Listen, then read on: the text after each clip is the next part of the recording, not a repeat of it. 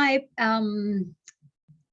Diet Consulting patients. This is Helen. I'm your dietitian, and I'm recording this specifically for my bariatric patients, but it might be useful for other people who want to do this. So this is using something that's very commonly used, MyFitnessPal. It is the free one. And what we're going to do is learn how to take a recipe that you've perhaps found online, or it might be your own recipe and you put the information in, and then how you can do a diet analysis to work out what's going on. So the first thing I'm going to talk about is where you find it. And really and truly, you've got to do this on a computer. If you try to do it on your phone, you're going to be driven mad. So go onto the food tab, and we'll just wait till it does all the things. It's amazing how slow it is when you're trying to do something. Then in the My Food tab, you've got Food Diary, which is what's showing at the moment. And then if we go along, we've got recipes, and that's where we're going to be. So I'm opening that up. So there are two ways, as I said. You can either import from a recipe or you can add the recipe manually. I'm going to demonstrate how you import a recipe, and I found from recipes.co.nz a best cottage pie, which sounds pretty good. Okay, so we're going to then grab that URL. As you saw, I highlighted it so it's all in blue, and then I right-clicked and I have said I'm copying it. I then go to MyFitnessPal. I again right-click where that box is, and I'm pasting it. So I've pasted that same link, and I'm saying I'm going to import the recipe. Okay, so we've now got a recipe. Now, the first thing I'm going to say is if we look back here, let's just check how many it says it serves. It says it serves here 6 people. So I'm going to go and do the one thing that it won't import easily, and I'm going to make that a serving for 6. So if we then scroll down, and I'm just going to accept that so we've got a bigger screen, we've got all of these ingredients and these recipes, and most of them make some sense, but I'm actually going to leave them because some of them will come up funny, and I want you to see what we do when we've got some funny things going on. So I'm going to match the ingredients, okay? So it's having a think about it, and what it's doing is it's using AI to work out what is going on. So we're first looking at it is that it's saying 1 kilogram of minced beef, and the minced beef is 95% quality. So I'm actually going to edit, I'm going to replace that, and I am going to search premium mince NZ. So the reason I'm putting NZ is because I happen to know that we've got the New Zealand food tables in here.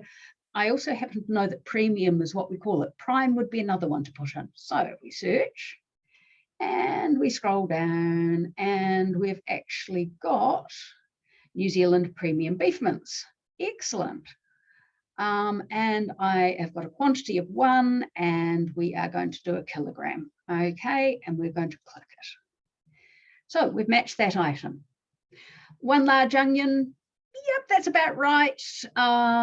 2 cups of chopped carrots. Actually, that's pretty right for what we're talking about. 2 celery sticks. Yep, I'm happy with that. 150 mils of red wine. Usually I just actually remove this. This is actually partly because many people are going, oh, I haven't got red wine, or I don't want to have wine in the house while I'm in an early stage with my weight loss surgery. So I'm just going to remove that, okay? Yes, I'll delete it. We've then got 400 grams of chopped tomatoes. So that's actually about a tin. So that's about right. We've got tablespoon of tomato paste. That's excellent. 250 mils of beef stock. Again, I'm going to make our life a little bit easier, and I am going to replace that with beef stock cube NZ. And so we've got Massels or OXO. Let's just use the OXO, and it will be, oh goodness, it's always weird when they do this. I am going to do, you'd think that they'd do it, I'm going to actually do the beef stock cube OXO and see whether it's got us a cube. 1 cube. Always nice when that's there, and we're going to tick it, okay?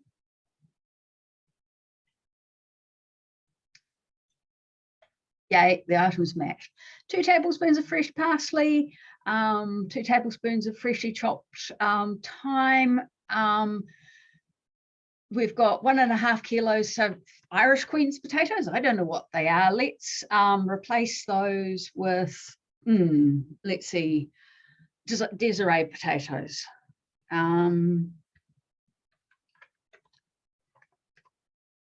Actually, I'm going to do old potatoes, NZ. New Zealand pearlers, New Zealand boiled. I am going to go with NZ potatoes boiled. What's happened? Oh, there we are. So NZ potatoes boiled 1.2. And again, it's always a bit silly when we've got 100 grams or that kind of thing. So in fact, we need 12 of that. And we have just replaced that. That's great. 120 mils of semi-skimmed milk. I'm going to change this to margarine because at the end of the day, I am a dietitian, aren't I? So I'm going to put spread NZ canola. Okay, so actually we'll do the Oliviani. That's great. So yeah, olive oil spread, that kind of thing, 25 grams. So done that. So again, a bit of a dumb way of putting it. It's not really thought about it. So I'm going to replace, and I'm going to put grated tasty cheddar NZ, made grated tasty cheddar, and we are going to say it's about half a mix of a thing of cheese. If you look at it, it's going to be probably about 150 grams will go into. So 50 grams times 3, tick that. And then spices, paprika, cup of lean peas. Now again, Helen's being a dreadful dietitian here, and I am going to increase that to 2 cups because I'd put more green peas in if I was putting in, because I like my veggies in it. And the other thing I was going to put in here was some water, because of course I took that stock out. And if we go all the way up to our beef stock, so with the stock cube, it was 250 mils, so I need to put 250 mils of water. Now, the only reason I'm putting in the water is because we want to actually get the weights and volumes right, okay? So again, we have got 1 mil, and we're going to put 250 of those 1 mils in. And again, we tick. So we've matched all of our items. So again, I'm going back to this. So let's just save this and look at this, but I would say they're about 2 cup volumes. And if we've got a 1/4 cup, we're going to have to multiply by 8. So I'm going to bring up my calculator, and because I can't do that kind of maths in my head, and I'm going to say it's 6 cups, and I'm going to assume it's around about 2 cups of volume each. So, and then I'm going to times that by 8.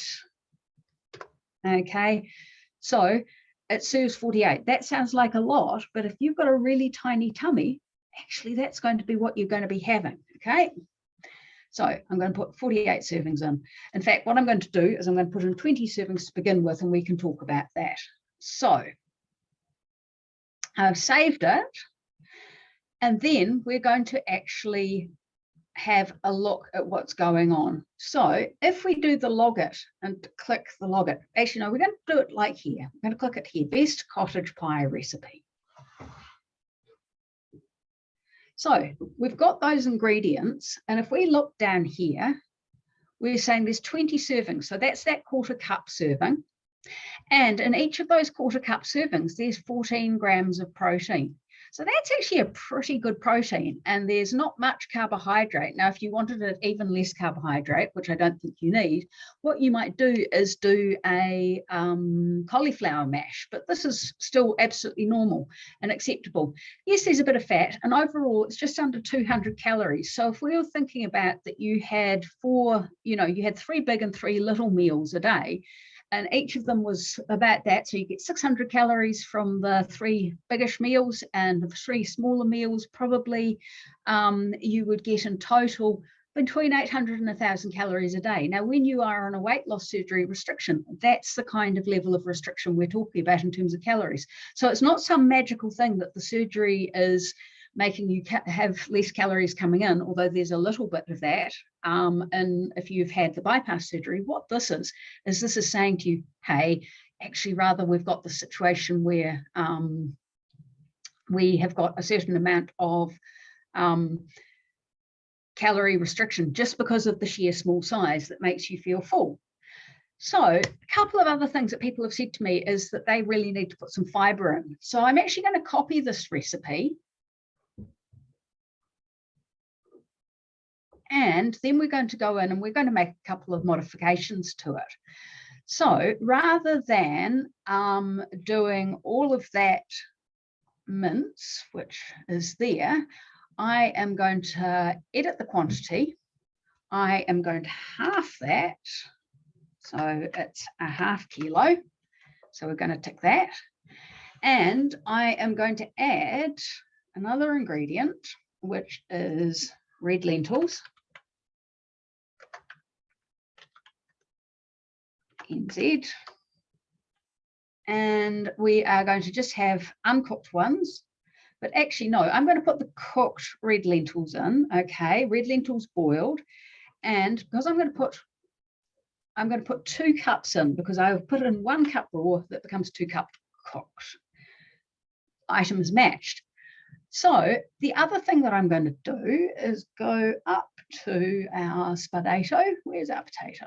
Our potato is...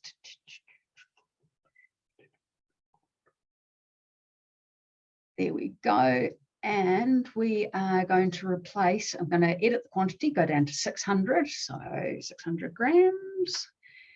And I am going to add, which we're going to basically do a mash. So cauliflower, oops, got to scroll down to the bottom of the screen so you can see it. I'm going to again do an NZ. So I know we're getting New Zealand things. So cauliflower, vegetables, cauliflower, boiled, drained, and we are going to do 2 cups.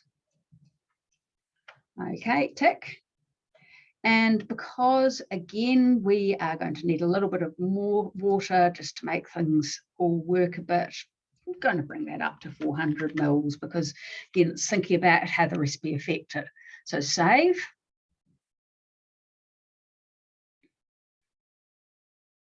That's probably telling me, oh no, it's all good. We've managed to save it. I thought it was going to tell me. So this is the modified one, and I need to rename it as a modified one. But we can immediately see that there's been a little bit of a change in the recipe. Okay, so again, we'll look at it in terms of the nutrition values. So the recipe, it's not that much more dietary fiber, but it's 2 grams instead of 1. And the protein has gone down a little bit, but not that much. And the thing is that this is all ready for you to cook. And like 20 servings is probably too much, but you could have halved that recipe, done 10 servings, frozen off 7 or 8 of them, had that ready for those times that you don't have time to cook. Or it could be that you actually take it for lunch and reheat it in the microwave. So it's all about that planning is going to make the difference for you. Hopefully this is helpful. If it has been helpful, like it, even share it to, this is going to be accessible on YouTube that you can share it. Anyone who has had weight loss surgery, they don't have to have had surgery with my surgeon. I am very happy to see for ongoing consultation.